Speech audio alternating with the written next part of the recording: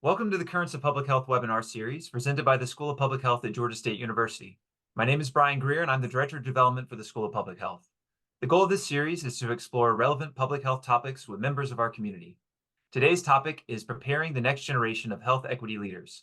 Our guest is Dr. Heiman, who is a clinical professor in the Department of Health Policy and Behavioral Sciences at the School of Public Health at Georgia State University, and serves as the director of the school's Doctor of Public Health program. Dr. Heiman received his medical degree from the University of Cincinnati College of Medicine and his master's in public health from the Rollins School of Public Health at Emory University. From September 2012 to August 2013, he was a Robert Wood Johnson Foundation Health Policy Fellow in Washington, D.C., and served on committee staff for the House Energy and Commerce Committee in the U.S. House of Representatives under Ranking Member Henry Waxman. Prior to joining Georgia State, he served as director of the Division of Health Policy at the Satcher Health Leadership Institute at Morehouse School of Medicine, where he was also associate professor in the Department of Family Medicine.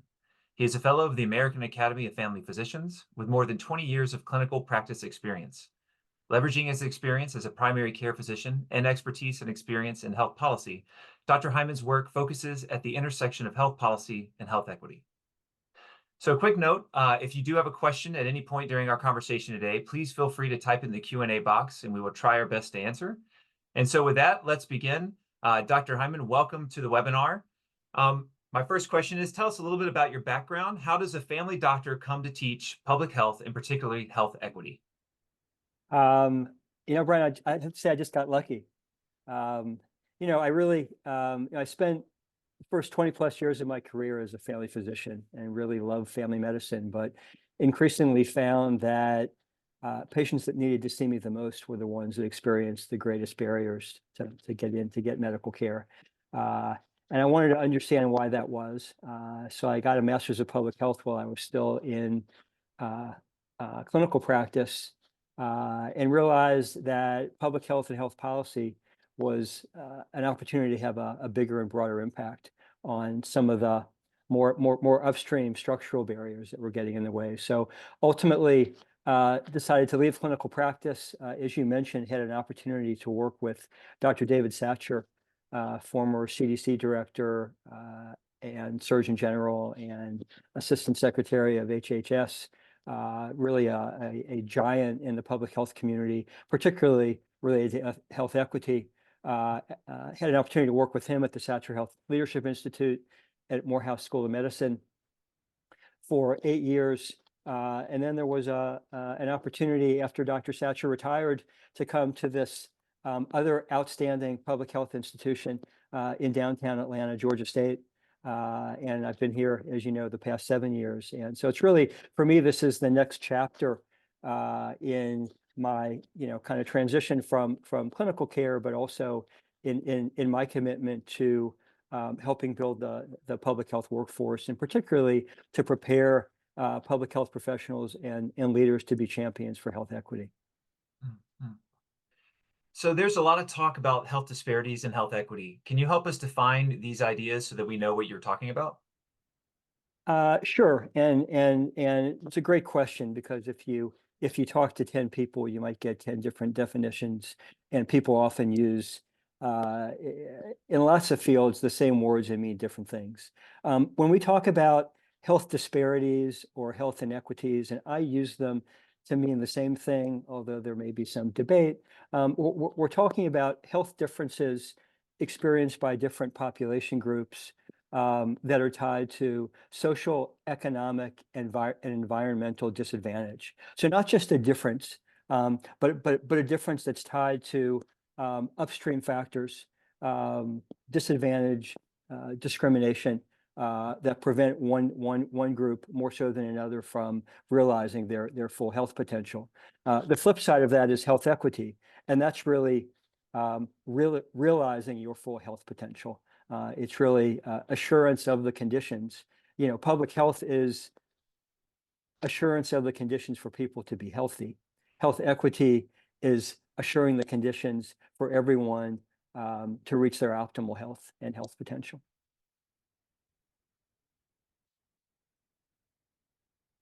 And I'm not sure, Brian, if I'm frozen or you are. Okay, I got you back now, I think. Okay. Last I heard you, I'm sorry, you said you were on your second part of that, the health equity piece. If you could finish up Okay, that thought, sorry. I'm sorry. Yeah, yeah, Yeah. yeah. No. Sorry for the apparent technical issues. Um, Health equity is really um, about people realizing their optimal health potential. You know, in public health, we talk about the goal of public health as assuring the conditions for people to be healthy. Um, Public health is about assuring the conditions for everyone to reach their full health potential. Mhm. What is the relationship between diversity, equity, and inclusion in health equity? Are they the same thing or are they different? Um, they're different, but very much related. Um, you know, when we talk about diversity, equity, inclusion, and we're really talking about um, embracing the full spectrum of people in our communities.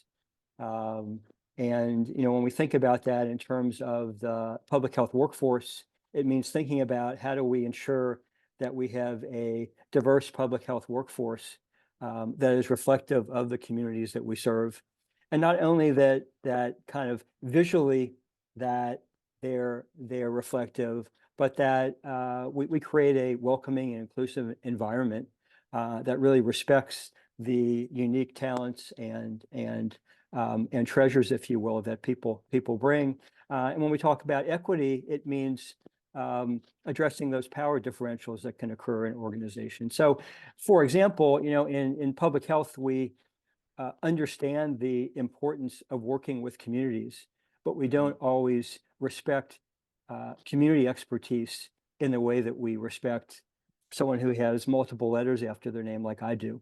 Mhm. Part of establishing equity means really appreciating that community level expertise and addressing the power differentials that often occur. In public health, we also think about diversity, equity, inclusion from the perspective of our community partners and ensuring that our community partners are reflective of the diverse populations that we serve, uh, mindful also of inclusion and equity. So, but we can do both of those things. We can have diverse, inclusive, and equitable organizations and diverse, inclusive, and equitable community partners, but still not focus our work on advancing health equity. That really requires thinking about those communities that are experiencing the greatest disadvantage and ways in which we can focus our public health programs and policies that disproportionately uplift those groups and provide opportunities, health opportunities, life opportunities for those groups relative to groups that are already thriving. Mm, Gotcha. Um, so social justice has been a foundation of public health for a long time. How is the School of Public Health's focus on health equity different from what we've always done? And again, you know, I should probably qualify that um, I'm not fully empowered to speak for the School of Public Health. This is really my sense of how we do it. It's certainly what it looks Hmm. like across courses and programs that I'm involved with. Hmm. But you might talk to a few of my colleagues and have a slightly different perspective. But I think, as you said, social justice has always been a fundamental pillar of public health. And I think the difference when we at the School of Public Health talk about um, focusing our work on health equity, I think it has a lot to do with intentionality. That it's not just an underlying value, it's not just an underlying goal, but that we are more intentional in our training and in the programs and policies that we develop and or promote, that they are intentionally targeted in ways that will advance health equity. You know, and an example might be um, you can improve walkability of communities. You can improve access to healthy foods in communities. Um, you can address community level violence in communities in ways that might have a broad impact on social justice. But doing that work focused on the communities that experience the greatest barriers to walkable communities, access to affordable, healthy foods, and disproportionate burden of community violence, targeting on those communities that are most disadvantaged, I would say is what it looks like to bring a health equity lens, which may not always happen, just based on our broader interest and commitment to social justice. Hmm, that's interesting. Um, so what does this look like in terms of our training programs at the School of Public Health? How do we teach our students to focus on health equity in public health programs and policies? Um, Again, I think it takes a range of perspectives from faculty in terms of how that's integrated in curriculum. I mean, there's increasing discussion and integration of things like a data equity framework, for example, which says that, data aren't just numbers. There are lots of assumptions that go into the collection of data, the analysis of data, the presentation of data.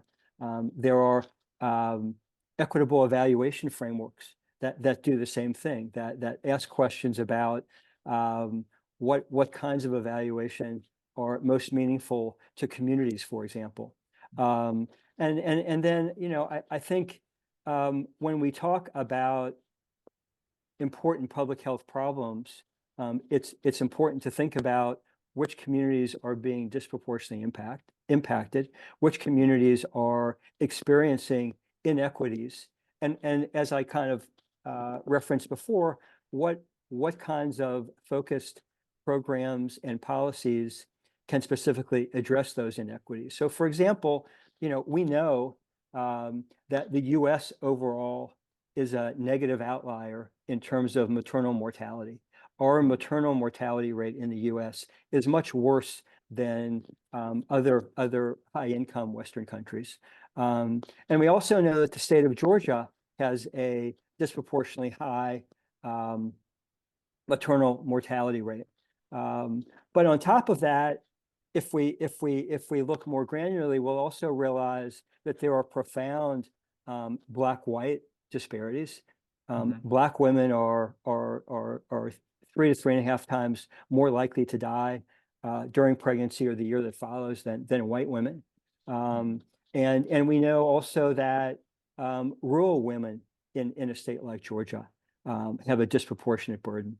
And so as we teach about that content, it's important to highlight not just the top line numbers at the national level, at the state level, even at the county level, but to look at which communities are being disproportionately burdened or affected. And as we think about, again, policies and programs, how those can be focused in ways that specifically meet the needs of those populations. So does this look different in our undergraduate versus our graduate training programs? I mean, I would say yes and no. I would say the general approach that I just described is the same. I think one of the powerful strengths that we have at Georgia State is both a very diverse and a very experienced student body. And by that, I mean, we have profound diversity between domestic and international students, and students from rural and urban and Black and brown. And so that's a tremendous opportunity for those students to bring their lived experience into the classroom. And then I would say at the graduate level in particular, most of our students are working in public health. I mean, in the DRPH program that I direct, 100% of our students are working, and they bring 5 to 20 years of applied public health experience. So the challenge and opportunity for teaching with that kind of student body is to tap the expertise in the room. The expertise based on lived experience, based on professional experience in ways that really inform these conversations. So they're not just theoretical, but it's, based on communities I've worked with. Here's what it looked like in Native American communities in the Southwest. Here's what it looked like where I grew up in Mississippi.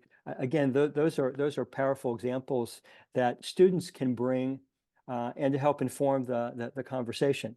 But I think in general the approach is the same. Obviously, with undergraduates, we're working more to create a foundation of learning, and then in our graduate programs, we're really building on that foundation to really build the next generation of public health leaders. Hmm, hmm.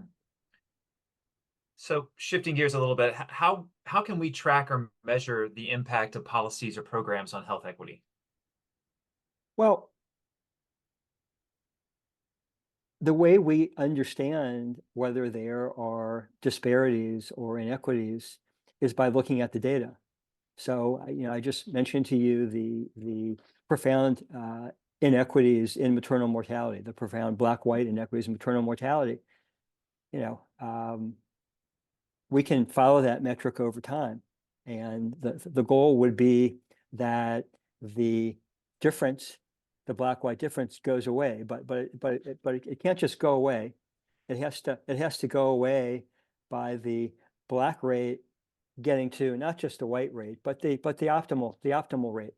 One of the things that I think gets confusing to people, and I think is an important maybe explanation for that difference between um, advancing equity and just eliminating or reducing disparities, is that the life expectancy for white women in our country has been declining, particularly among less well-educated white women in rural areas.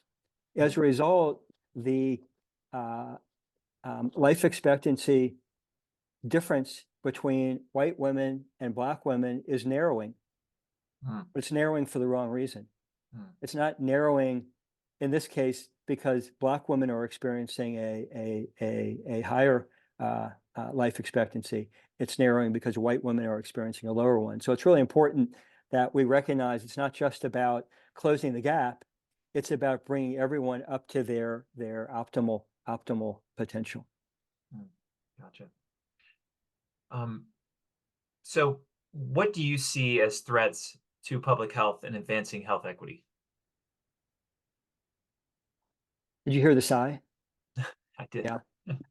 It's a really challenging time for public health right now, and it's challenging on a number of fronts. One of the things that we saw during the pandemic was a understaffed, under-resourced public health resource, a public health workforce, um, work heroically to do everything they could in the face of a global pandemic.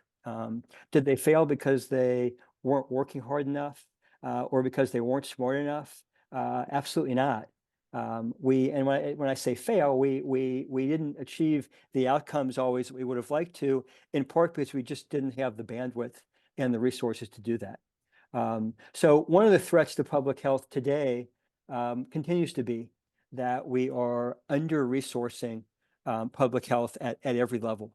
In the US, when we think about dollars spent on health, about 3 cents of every dollar gets spent on prevention. Hmm, And that's including clinical prevention and public health. So we really need to flip that in a way that we have sustainable increases in public health funding over time, so that we can create the workforce and infrastructure that we need to do our jobs. So that's one challenge hmm, that helps us do our work in general. And again, if you have limited bandwidth, it's hard to do the equity work as well. I think the other thing that happened and is really a reflection of both the pandemic and the way the pandemic was politicized, was that there's a loss of trust in public health, and um, measures that public health was advocating for out of their responsibility to keep the public safe um, were misconstrued as, in my view, government interventions, unnecessary government interventions into the lives of people. hmm, And again, as you know, Brian, I had the opportunity to engaged with the media quite a bit during the um, pandemic, and often a question would be posed like, well, why don't you as a public health professional want us to send kids back to school? And I would regularly say, well, with all respect, that's not the right question. The question we need to be asking is, what are the systems we need to put in place to bring children and teachers back to school safely? Because we all recognize kids got to get back to school. Mhm. So we in public health aren't saying keep the schools shut because that's the solution. We're saying let's work together to put systems in place to ensure that we can get kids back to school as quickly as possible, but in ways that ensure that the kids and the teachers and their collective parents are also safe. And I think a lot of that got misrepresented Mhm. and politicized in ways that we in public health are paying for. I would say the last thing is um, we've had a powerful reckoning in our country. I would say especially over the last 3 to 4 years about the powerful impact that systemic racism has had in our country and continues to have in creating structural and systemic barriers to Black and Brown people achieving their full life and health potentials. Um, whether it's you know uh, zoning laws and redlining that prevents where Mhm. people can live. There's still barriers today Mhm. around home loans and the way homes are appraised in Black and Brown communities. So there are a range of ways that policies, historic policies, have created problems, and we in public health have acknowledged that for quite some time. But I think we've been working more meaningfully to integrate that across our work generally at agencies like the CDC, um, depending on the state you live in state and local public health agencies. But there's a pushback um, because not everyone is willing and I would say able to recognize um, these what I would consider historical and contemporary facts about the way our country has and continues to operate. And I think for that reason, when you talk about focusing efforts on communities that have been disproportionately um, left behind or disadvantaged, there's pushback.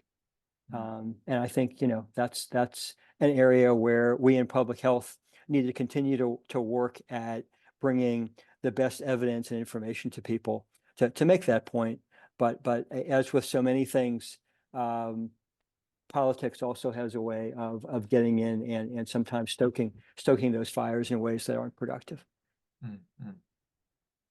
So, kind of on that note, what do you say to people who disagree with the ideas slash values considered within the scope of health equity?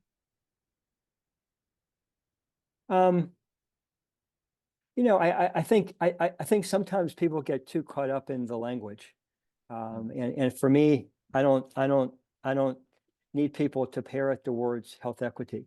I tend to try to start the conversation just by asking, do you think it's appropriate for us to work together to ensure people have fair uh, life and health opportunities? Should every child born in this country have the same opportunity to live a healthy and productive life? And most people will say, yeah, of course. I said, so help me understand then how that works out if you have a child born in an impoverished community and a child born in an affluent community, because clearly their their life opportunities are different. And Mhm. often the answer is, well, that's their parents' fault. And I Mhm. said, so my answer would be, well, okay. Um, so are we going to essentially blame the child their entire life because their parent either made bad choices or more likely had barriers to opportunities to raise up socioeconomic status and opportunities? And the answer to that is often, well, no, that wouldn't be fair.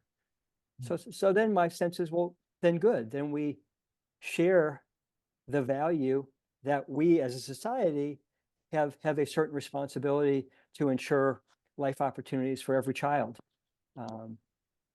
So again, it's finding a common ground, and it's challenging. We have kind of these dueling narratives of personal responsibility that everybody just needs to pull themselves up by the bootstrap, whether you have shoes or boots with straps or not, versus a recognition that your zip code, we understand, is one of the most powerful predictors of your life expectancy and life opportunities. It's not by accident that there are 20-year mortality differences between neighborhoods in Metro Atlanta that are 3 to 4 miles apart. It has to do with health and life opportunities that are grounded in neighborhood and what we in public health call social determinants of health. And that's really where we in public health recognize there are the greatest opportunities for action. That was a good, thank you for that answer. So I do have one question from the audience.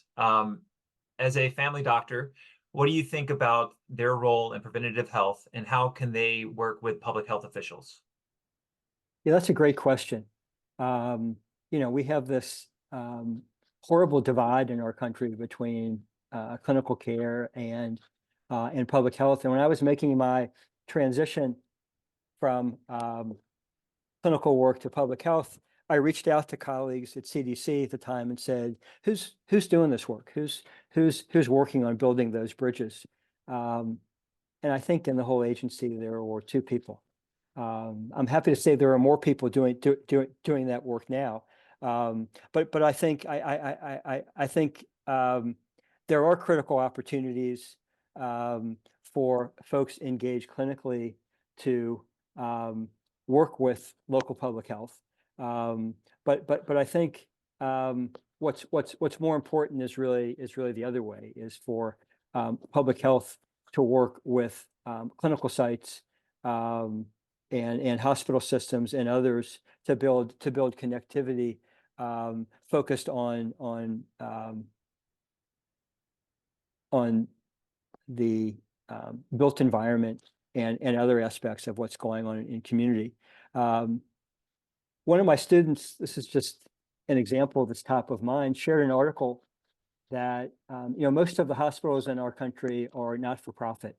And in exchange for their not-for-profit status, they're expected to give back through something called community benefit.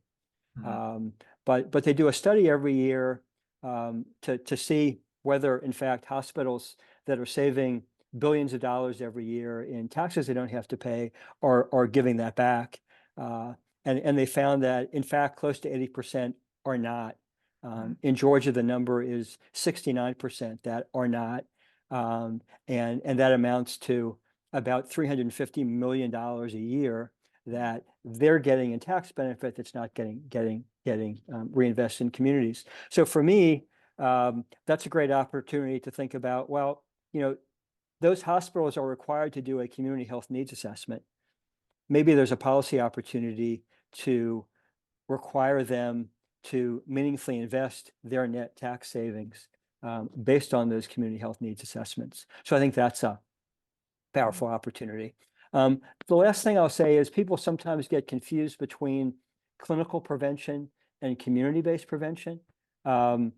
They're both really important, but community-based prevention has a much more powerful impact on population health. And it also has a much more powerful economic return on investment, meaning for every dollar we spend in community-based prevention, which is what we in public health do, there's a powerful both economic and health return for clinical prevention, because those clinical services are so expensive on the front end, less so on the economic return and on the population health approach. So it's important to have both, but it's also important that we, I believe, rebalance our spending in this country, and dedicate more resources to public health approaches targeted to community-based prevention. Gotcha. I have one more audience question, and then we'll move on to the final question. The audience member asked, as leaders in public health, it feels like we strive to make improvements for health equity regularly. How can we help promote it into a movement for more people outside of public health to get more involved with? Um, so I think I think it's critical that we collectively are committed to the work, recognizing that the work needs to move forward, whether it's formally labeled as health equity work or not. In some settings, including arguably the state that we're in right now, labeling it as health equity work may be at this moment in time counterproductive. But I think one of the things that's a real imperative for us in public health is helping the broader public to understand that health is much more than healthcare. Healthcare drives about 10 to 20% of health outcomes. And what's most important in terms of health opportunities, outcomes, and inequities is that social economic